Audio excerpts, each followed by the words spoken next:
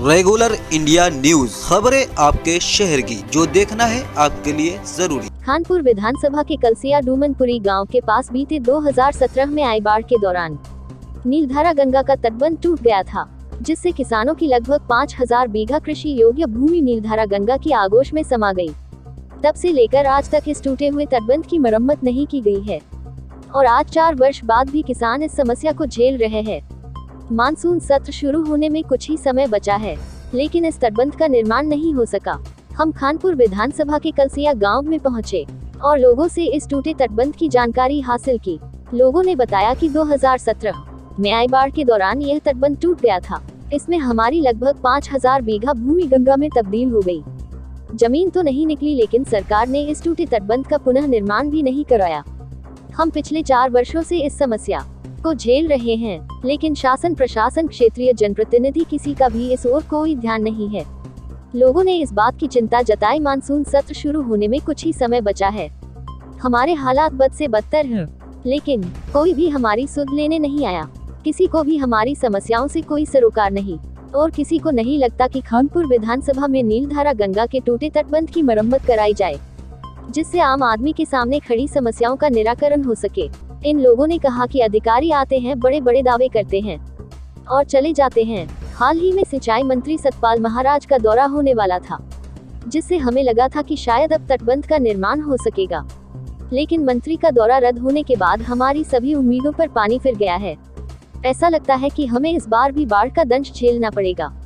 किसानों की इस अहम समस्या को लेकर जब हम उप जिलाधिकारी शैलेंद्र सिंह नेगी से मिले और हमने उन्हें खानपुर विधानसभा की सबसे बड़ी समस्या से अवगत कराया। लक्सर उप जिलाधिकारी ने कहा कि मेरे द्वारा इस जगह का स्थलीय निरीक्षण किया गया है। समस्या वास्तव में बड़ी विकट है। मेरे द्वारा सिंचाई विभागीय अधिकारियों से भी बात की गई, तो सिंचाई विभाग के अधिकारी ने मुझे अवगत कराया कि तटबंध के पुनर्निर्माण का प्रपोजल बना दिया गया है, जो अभी सरकार के पास नहीं भेजा गया है। इसे सरकार के पास भेजा जाएगा। स्वीकृति मिलने के बाद ही तटबंध का पुनः निर्माण हो सकेगा। हमारे द्वारा भेजी गई तस्वीरों को देखकर आप अंदाजा लगा सकते हैं कि समस्या कितनी विकट है। खानपुर विधानसभा के जीरो ग्राउंड पर बसा यह गांव पिछले 4 वर्षों से तबाही की मार झेल रहा है।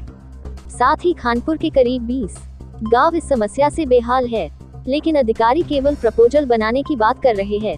अभी तक तटबंध के पुनर्निर्माण की कोई उम्मीद नहीं है। सरकारी अधिकारियों की लापरवाही सभी हदें पार कर चुकी है। नीलधारा गंगा लोगों को प्रतिवर्ष बर्बाद कर रही है और अधिकारी अपने एसी लगे कार्यालय में बैठकर मौज कर रहे हैं। ऐसे में लोगों का गुस्सा चरम सीमा पर पहुंच गया है, जो अधिकारियों के प्रति कभी भी फूट सकता है। अधिकारियों को अपनी लापरवाही का खामियाजा कभी भी झेलना पड़ सकता है। ये 2017 में टूटा था जी, 2017 की बाढ़ में, और नुकसान इसमें करीबन हमारा 5000 बीघे रकबा गया हुआ है। और जब से उस दिन से आज तक कोई यहाँ मतलब गन्ने की फसल नहीं हुई और नीलधारा ऐसे ही बरकरार चल रही है। और लोकल प्रशासन की ऐसी बात है जी, थोड़ी ठोकर वोकर से डालना आते हैं बाढ़ के टाइम पर, उसी दौरान करते हैं बस। उसका ना तो कोई हिसाब होता कि कितने कट्टे और कितने पत्थर वहाँ ठोकर के नाम पर डाले जा रहे। उसके बाद हिसाब जो होगा जम्मू पूर्ति होकर बंद हो जाते हैं।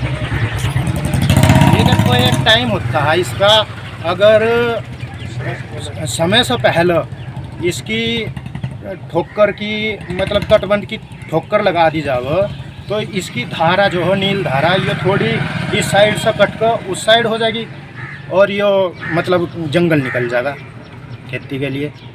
ये 2017 में टूटा था जी, 2017 की बाढ़ में, और नुकसान इसमें करीबन हमारा 5000 बीघे रकबा गया हुआ है।